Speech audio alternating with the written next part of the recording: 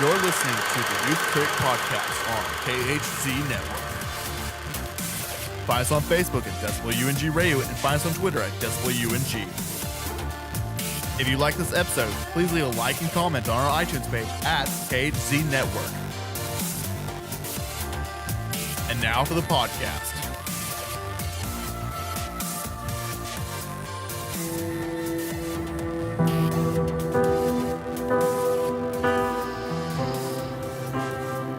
Good morning, wife.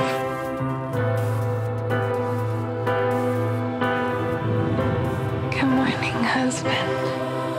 Don't ask me. Mrs. Gray, look out your window. What you know is true. I'm taking you away for the weekend. I just can't believe this is my life, that I get to live with you. Oh, I love your precious heart.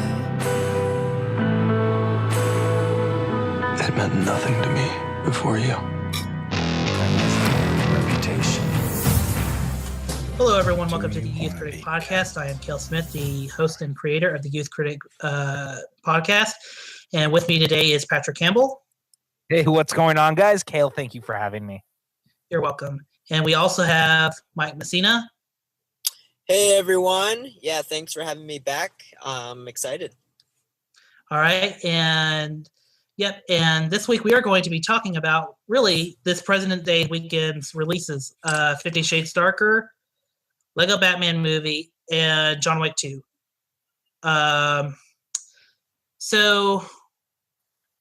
Just to kind of throw a random question out, why, to all of you, why was this weekend so huge?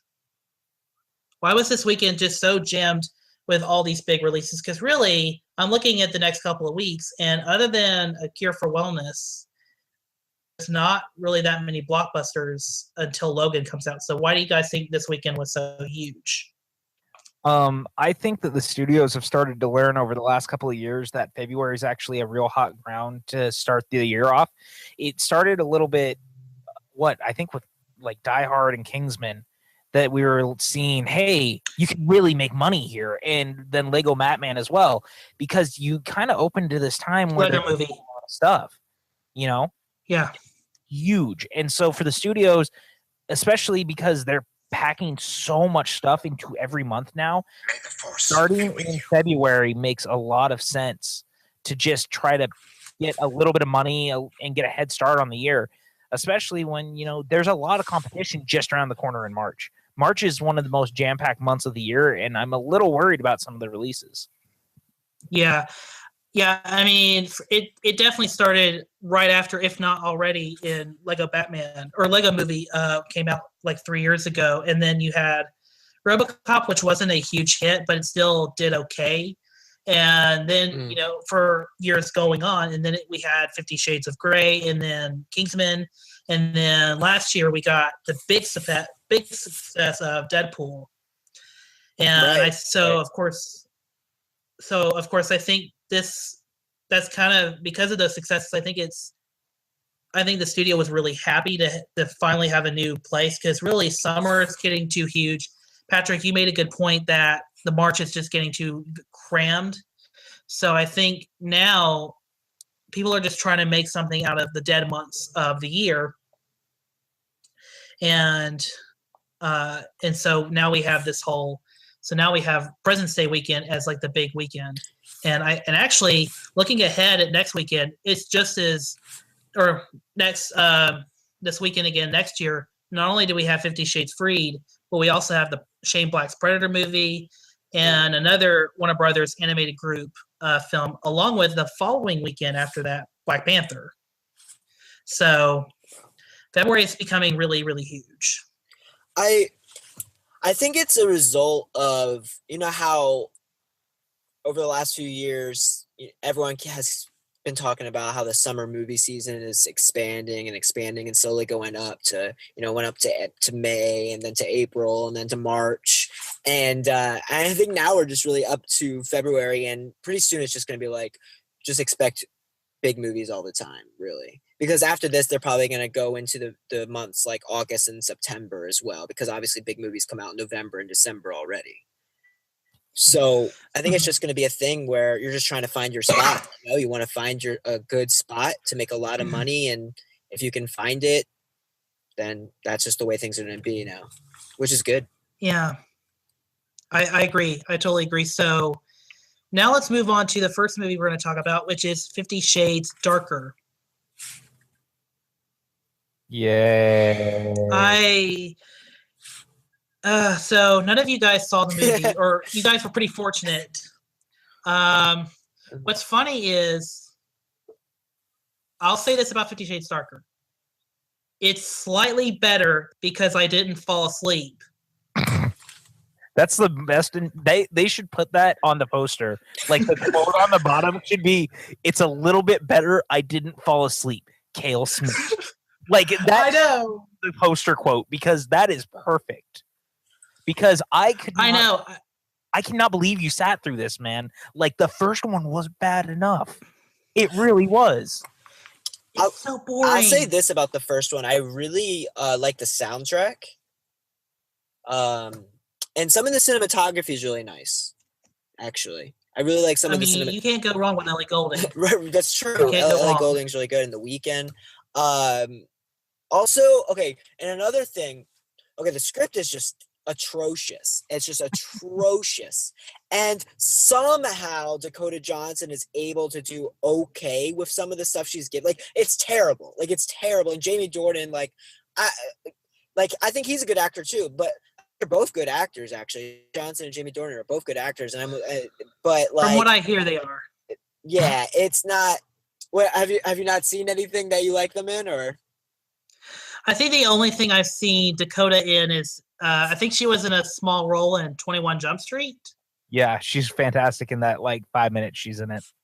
Yeah, and then I have not seen anything else with Jamie Dornan because I don't watch The Fall or Once Upon a Time. Okay. So, but here, the acting is so soap opera-ish. Right. I mean, at least they pretend to actually want to fuck this time. Oh, Patrick, I forgot to tell you, we do curse on the show. I forgot to tell you that. So, real quick then, can we fucking pretend that these people do not, that they actually have chemistry? Because they don't. It's freaking Yeah, hard. I mean, they pretend to like to be fucked, but that's about it. I mean, they have no chemistry, and even the characters are out of sync because the movie tries so hard to make her the strong, independent person, or I should say Anastasia Steele. But the thing about Christian Grey is that he is such an asshole, and he dominates her, and he controls everything she does. I mean, he literally buys the company that she works at. He gives us some dollars just off of a flim. I mean, it's more of a he owns her. I mean, he really does own her. But but you're not gonna believe this. But that's the least of these movies' problems. Jesus Christ. It's so horrible. I mean, every conflict in this movie gets solved every 5 fucking minutes. I mean, literally, something gets brought up. And who is played by Kim Basinger, or as the movie likes to call her, Helena. She is brought in to basically tell Anna that, you can't stop him from being, this person. You can't. I did this to him so he won't be, such an asshole. And I'm like, and then that never goes anywhere. And then it gets really, it never goes anywhere. Is her name really Mrs. Robinson? Jesus Christ, are you kidding me? Like, do they play Simon and Garfunkel and try to? This is not The Graduate. They need to pretend this is not. This is Twilight fan fiction at best on the big screen. That's what the characters call her the most, even though her real name is Helena or Elena. I can't remember. I can't remember half these characters' names because they're so bland. And to make it even worse, not all these characters are horrible people. They are all horrible beings. They all deserve to fucking die. They all are horrible people. Miss Robinson tries to I'm just calling her that. Even the characters call her that, even though her real name is Helena or Elena. I can't remember. Damn it. Miss Robinson tries to justify her actions by saying that she saved him from his mental torture by seducing him as a teenager. And then Miss Robinson is friends with Christian's mom. And then her boss is a horrible human being because he wants to fuck her. By the way, every man in this movie is just Anna. Every male not only wants to fuck her, but they want to almost like rape her. Like really, Christian Grey is really the only male in this movie, except maybe the bodyguards that get maybe one or two lines, that don't want to like horribly sexually torture Anna. I mean, literally, she's in a what? I was gonna say, all I get from this is that, like, E.L. James, the lady who wrote this, is twisted in her head, and that she made her husband write this movie because she didn't like how the first one turned out is so friggin' sad. And it's like she thinks that she's written something that like beautiful and moving and touching. No, it's garbage. This is 50 Shades of Garbage, darker, whatever you want to call it. This sounds horrible. How did you sit through this? Is it kind of funny? That's my question. Is it kind of like funny? Like, is it worth it because it's funny?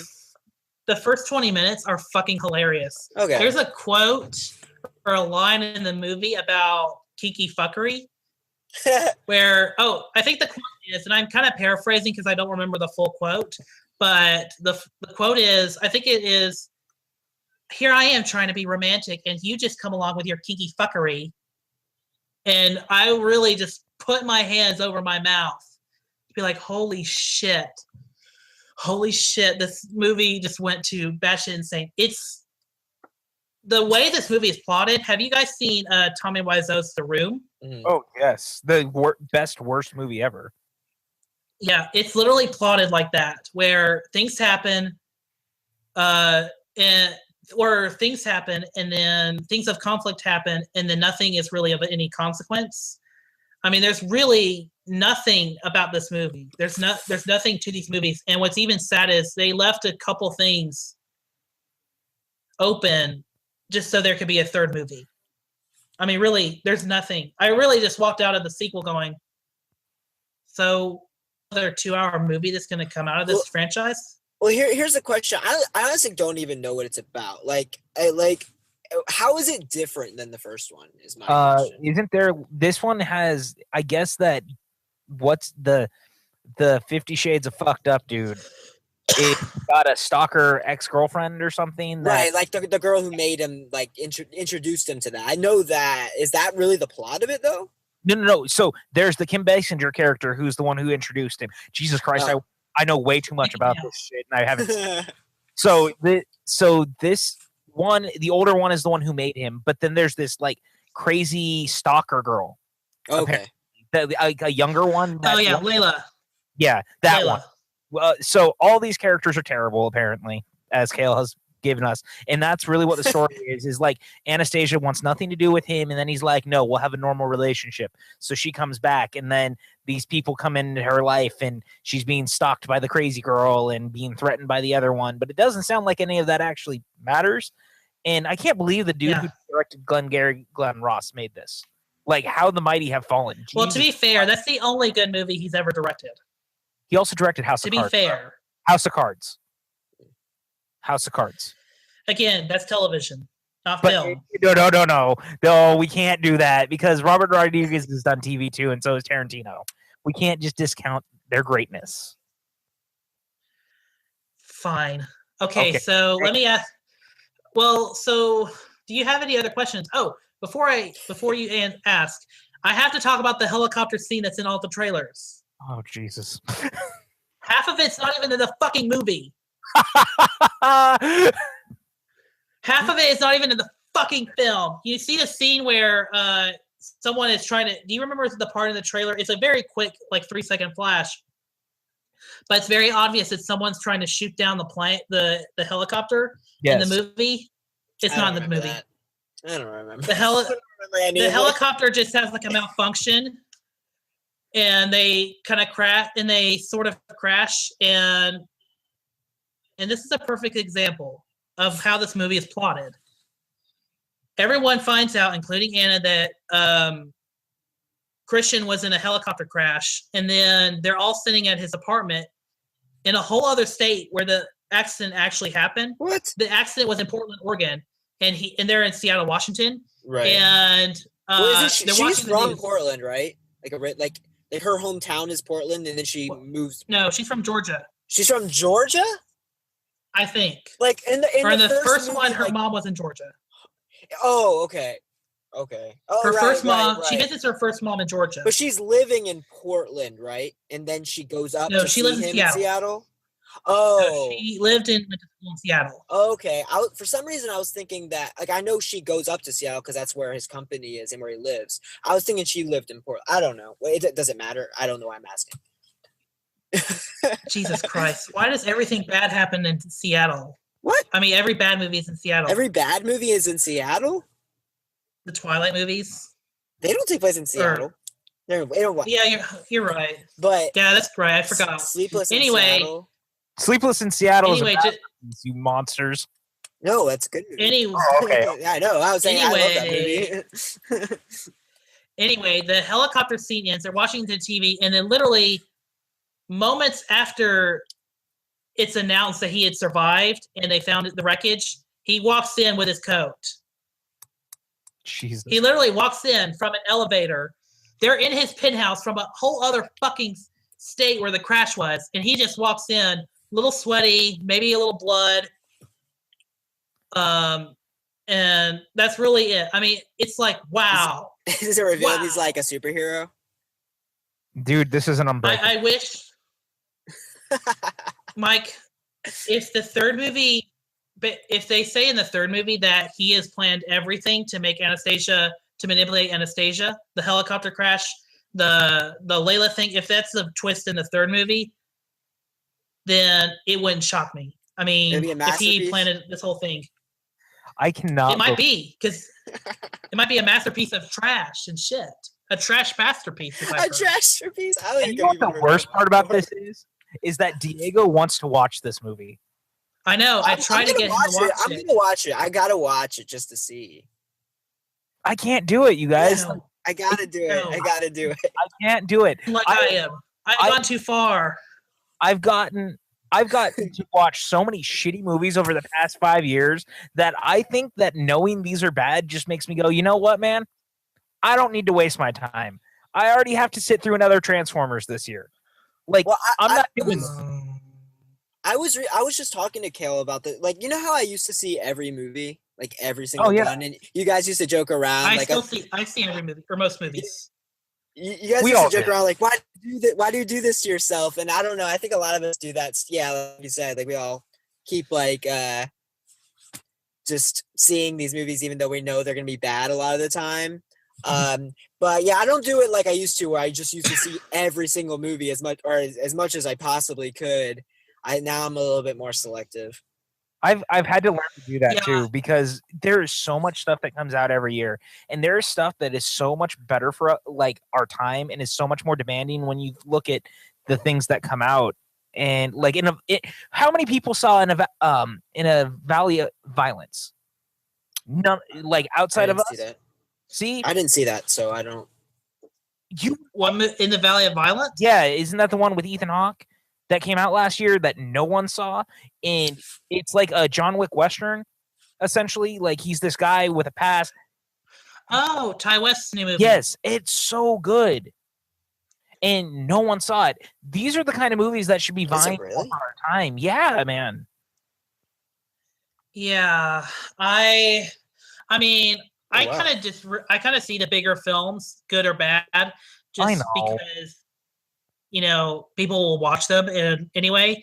Like, but last weekend I told Mike about this. I did a Westworld podcast just so I didn't have to talk about Rings or Nicholas Sparks in fucking space.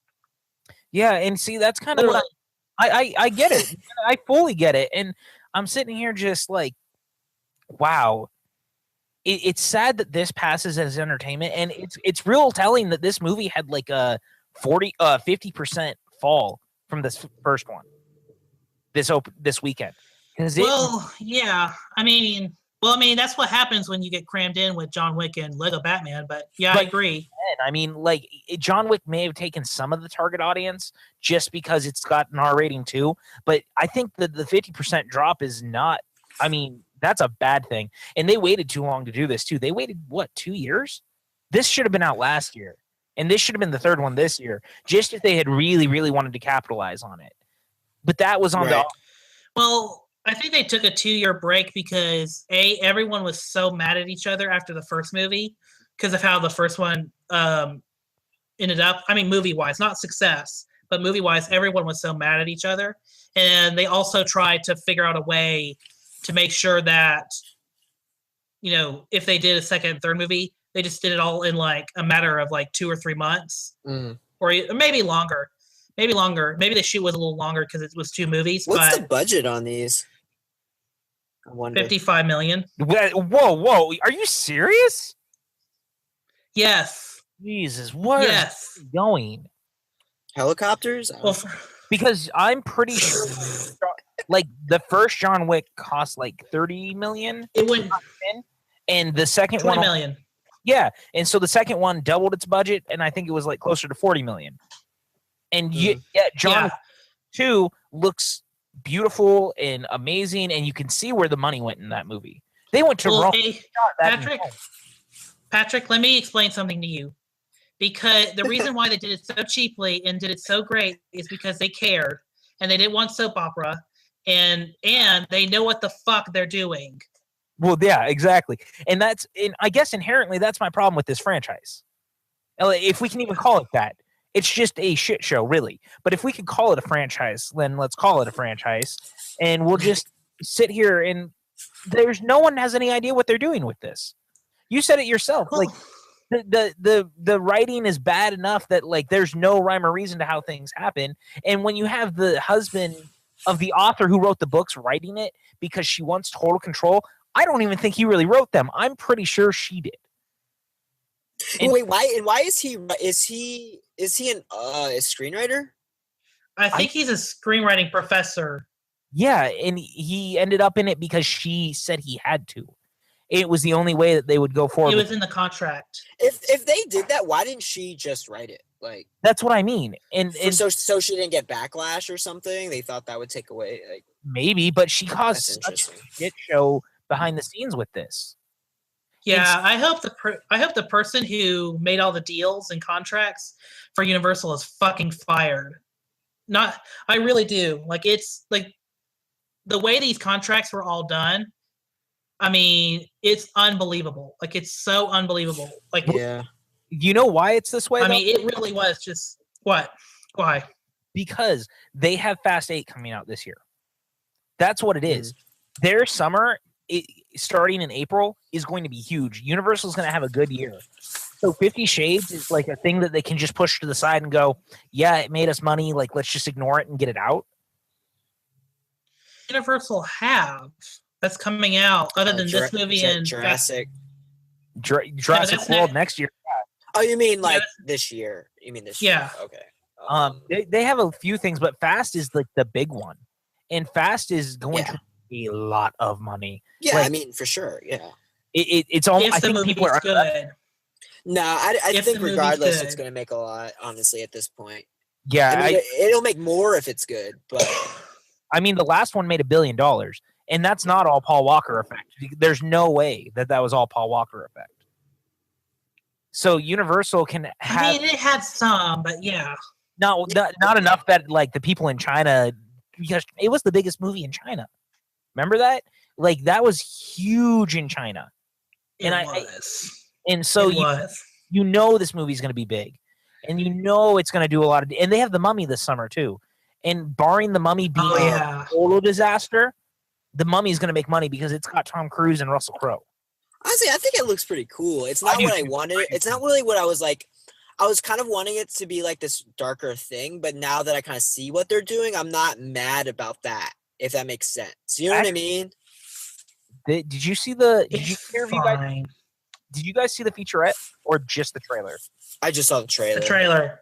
Oh my god, you guys go watch the featurette because I think it's exactly what you guys are wanting. The trailer doesn't make it look that way.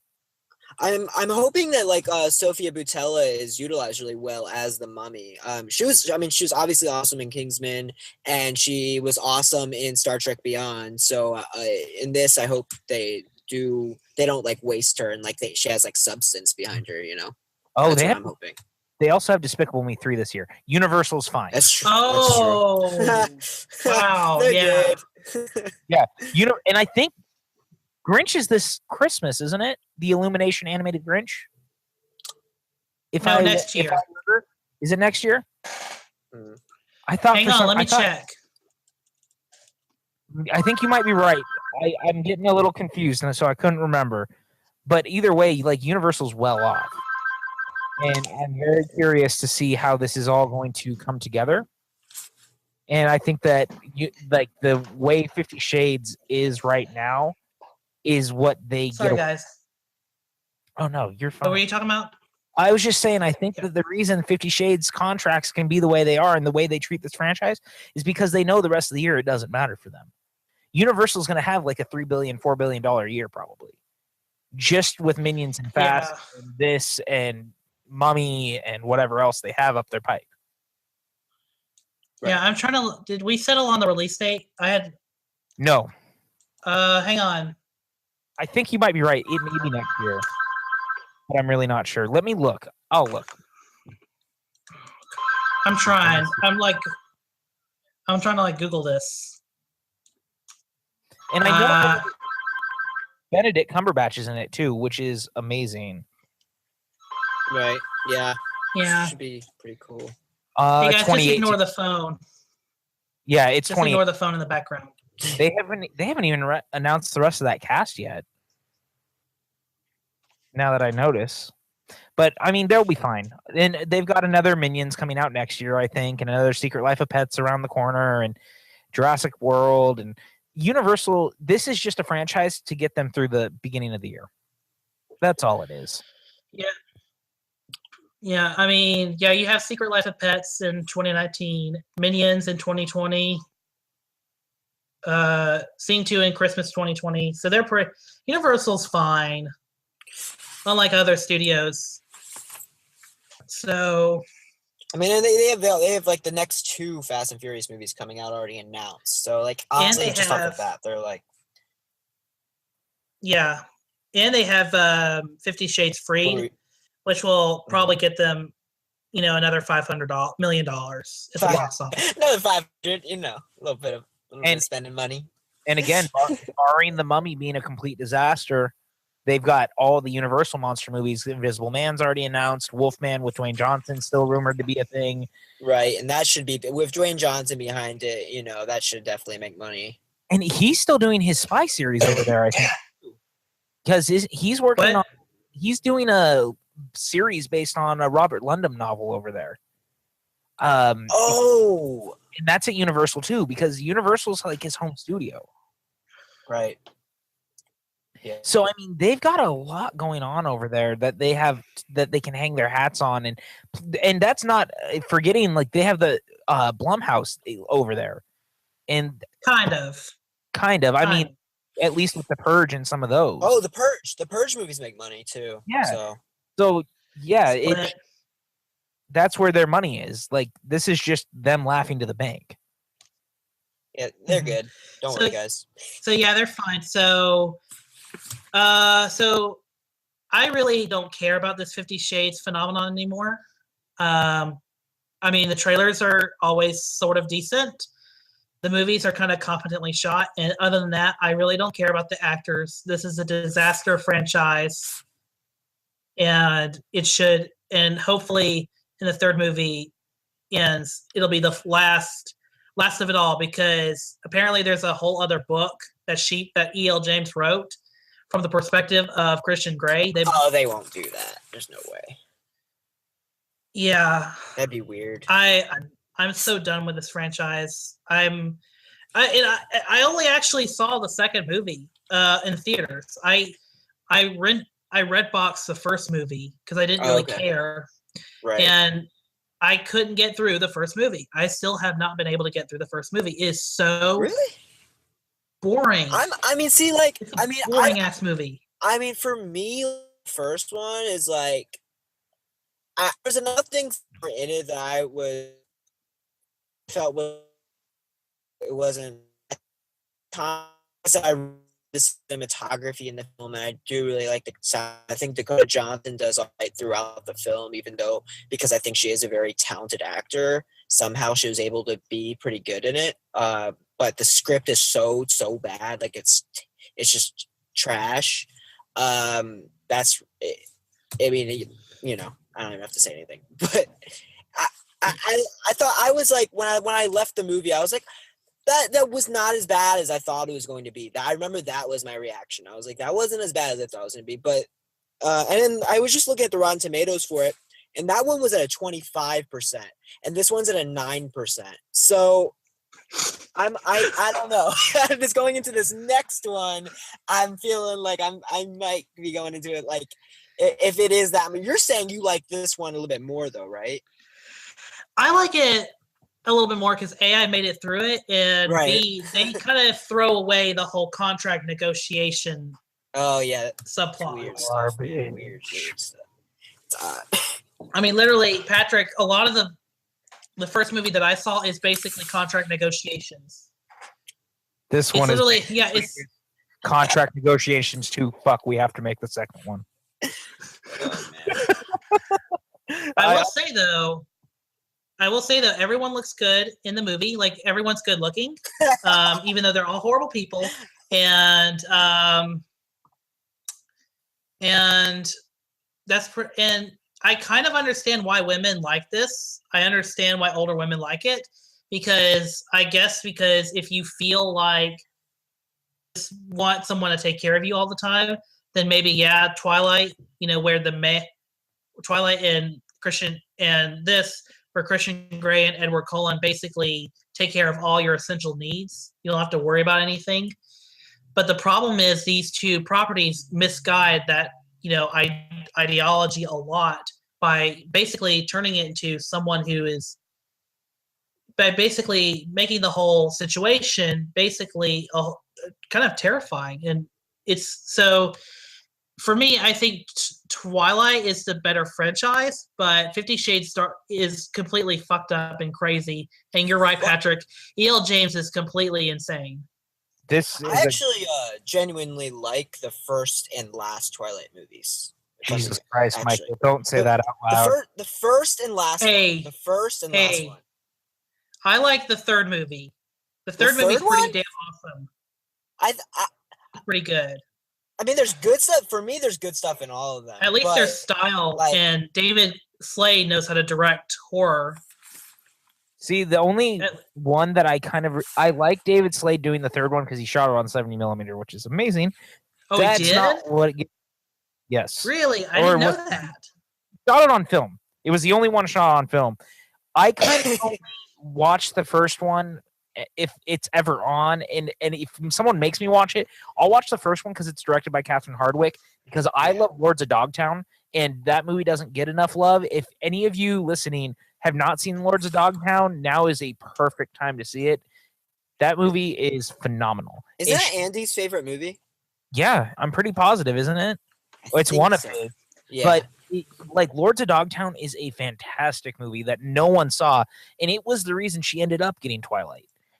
And it's a bummer that not more people saw it, because it's really it's such a interesting moment in time to capture on film. Because it was a very defining time for sports and a whole way of life in Los Angeles, and I think it's really cool. Yeah, and David Fincher was the executive producer on that movie. On Lords of Dogtown? Yeah, I know he produced one of Catherine Hardwicke's movies. Not Twilight. not Twilight. Yeah, definitely not. Nah. But I love Lords of Dogtown.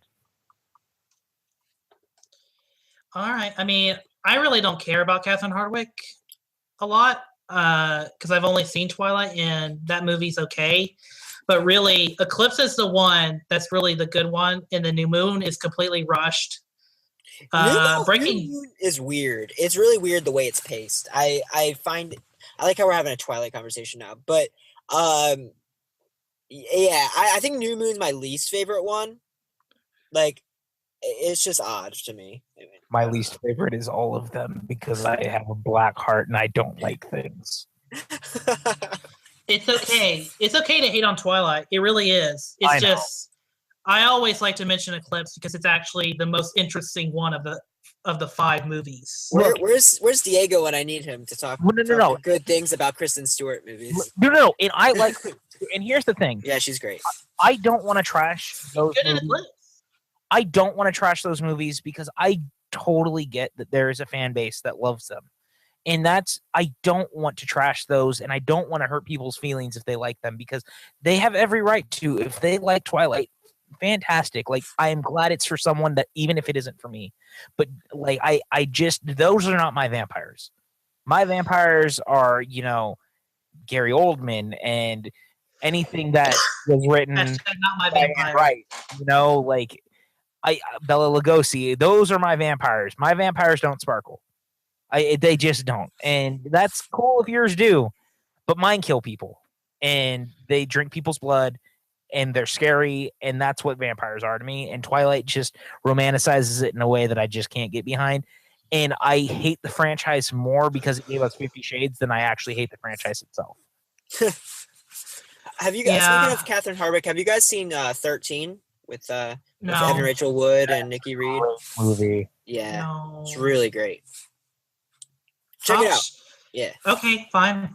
I'll check it out. So my final question about 50 Shades is why should we continue? Should anyone really continue to care? No. Like, should we really take this seriously? Or should we just let the third one happen and then just let it die in obscurity?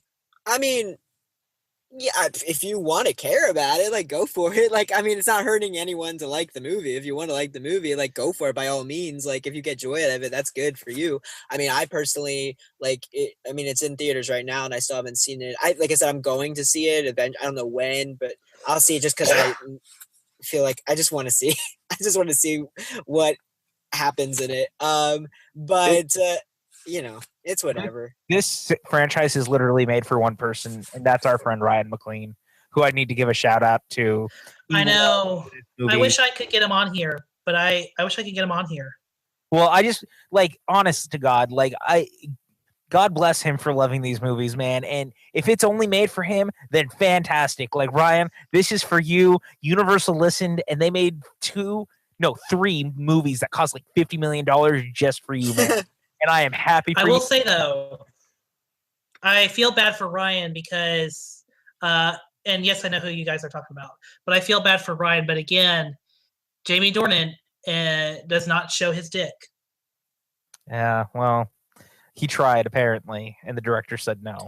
Yeah, what was up with that? Like, what? I have no idea. Wow. That's not what I've heard. I heard he backed out at the last minute. Well, I didn't hear that one. I thought he said he was totally down to do it, and they said no. That's what I heard. I heard the studio said no to him. That's everything I'd been hearing was that he was like, I'll do it. I'll completely do it.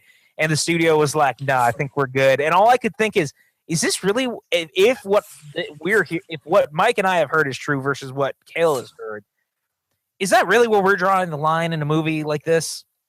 It makes no sense. It makes no sense, honestly, that they would, like, because you see, at least in the first one, you see, like, Dakota Johnson goes, like, fully nude, like, she's completely naked. Oh yeah, you don't see her vagina at all. You don't see her vagina. You don't. You don't see her vagina, nor do you see. You may see a couple shots of her ass, but really, it's just her tits and his ass. Okay, well, I was thinking, for some reason, I was thinking that, I don't know, but, like, okay, so if they're just trying to stay away from that, so they don't get, they're trying to stay on the R rating, maybe, is what they're trying to do. Maybe. Yeah, this is more soap opera than this is more soap opera than porn. Yeah, but okay, even Jason. If we're gonna be honest, Jason Segel showed his dick in Forgetting Sarah Marshall and got an R rating. Yeah, That's true. and that was what, a 5-minute sequence.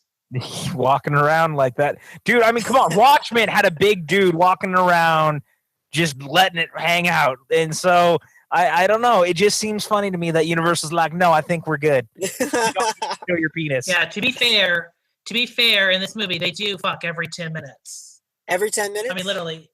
Yeah, every 10 to 15 minutes, they literally fuck. Even if it has nothing to do with the scene at all, they just start fucking. Do you know what that reminds me of? Is when Kevin Smith was telling the story about when he was writing the Green Hornet movie or no, not Green Hornet, the Superman movie, and the execs were like, just remember, every 10 pages, you need to have an action beat. That sounds like exactly that kind of thing. Okay, guys, every 10 pages, we need to have them having sex. Yeah. Reasons. Yeah, and what's even worse is the sex scenes like literally just end abruptly to the next scene. Of course they do. That's what's even weirder. It's Only, like, I mean, they don't have to. I'm not saying they have to. What do you want them to do? Like climaxing. roll over and like hanging out and staying in bed? Like what do you want? Yeah, to happen? no, they just like show them get in the shower afterwards. Like what do you want? I mean, like, I mean, like, they literally just in the middle of a sex scene just cut to the next scene, and not it's choppy in that way. Okay. Like it's just the transitions. I don't need to see them climax or roll in bed and have like a cigarettes and beer. I just need to. I just needed a little better transitions because the scenes that come afterwards are just like everyone knows all good sex ends with cigarettes and beer. all I know is Kevin Smith needs to save us with Jay and Silent Bob reboot at this point because Jesus Christ, Hollywood is. Yeah. So, are you guys ready to talk about John Wick? Yes. Yes, please, for the love of God. The real porn, the real gun porn. The real greatness that is an actual franchise happening in Hollywood right now. Yeah. So since everyone here has actually seen the movie, Office. We wanted to welcome the new fiction editor. And we could live I bought it for us. I should have asked you first. for 1,000 years. I love it. Oh my God. Christian, This is Gio Matteo, the architect. this location is perfect. I'm going to build you a fabulous house. Please stop speaking to my husband as if I weren't here. Anna. You may call me Mrs.